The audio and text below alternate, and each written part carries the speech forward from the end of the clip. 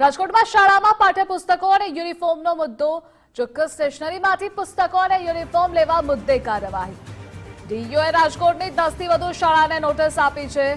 ડીઈઓએ notice આપી શાળા પાસેથી ખુલાસો માંગ્યો. ચોક્કસ સ્ટેશનરીમાંથી જ પુસ્તકો લેવા ફરજ પડાતી હોવાની ફરિયાદ છે.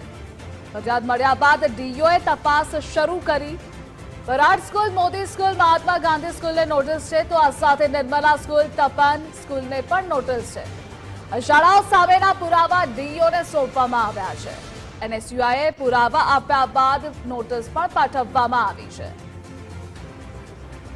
અને આ મુદ્દે સંવાદદાતા રહીમ જોડાયેલા છે. રહીમ, શાળામાં પાઠ્યપુસ્તકો અને યુનિફોર્મના મુદ્દે જે વિવાદ થયેલો છે, કેટલી શાળાઓને નોટિસ આપવામાં આવી છે?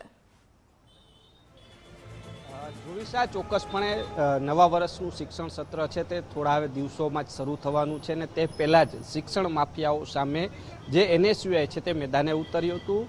શાળાઓ દ્વારા જે પર્ટિક્યુલર દુકાનો છે કે ત્યાંથી જ પાઠ્યપુસ્તકો, બુકો અને યુનિફોર્મ લેવાની જે વાત સામે આવી છે તેમના પુરાવા એકત્ર કરી અને ડીઓને સોંપવામાં આવ્યા હતા. ડીઓ દ્વારા પણ ખાનગી રાહે તપાસ કરવામાં આવી છે અને તેને જ લઈને તેઓને નોટિસ ઇસ્યુ કરવામાં આવી છે. 10 જેટલી ખાનગી શાળાઓ છે તે મોટા ભાગે તમામ નામાંકિત શાળાઓ છે તેમને નોટિસ ઇસ્યુ થઈ છે અને તેમની પાસેથી ખુલાસાઓ માંગવામાં આવ્યા છે.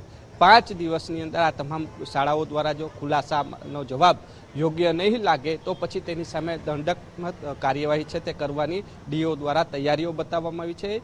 છેલ્લા ઘણા સમયથી વાલીઓ અને વિદ્યાર્થીઓ દ્વારા અનેક વખત રજૂઆતો પણ થઈ હતી કે પર્ટિક્યુલર જે સ્કૂલો છે તેમના દ્વારા જે એક જ દુકાનો કે જેમાં તેમની સાથે સંપર્કમાં હોય ત્યાંથી જ યુનિફોર્મ અને પુસ્તકો લેવાની જે વાત દબાણ કરવામાં આવતું હતું. અમુક શાળાઓ તો એવી છે કે જેઓ શાળાની અંદર જ પાઠ્યપુસ્તકો અને બુક્સ છે તેનું વેચાણ કરતા હોય છે. તેઓ ફરિયાદ જે પણ અગાઉ કરવામાં આવી હતી અને તેને લઈને ડીઓ દ્વારા આ નોટિસ ઇસ્યુ થઈ છે. 5 દિવસની અંદર તમામ શાળાઓ પાસેથી યોગ્ય ખુલાસા માંગવામાં આવ્યા છે. જો ખુલાસા યોગ્ય નહીં લાગે તો તેની સામે દંડની કાર્યવાહી પણ ડીઓ દ્વારા તૈયારીઓ બતાવવામાં આવી છે. જી રહીમ, આપ જોડાયેલા રહેજો. આગળ પણ આપની પાસેથી અપડેટ મેળવતા રહીશું.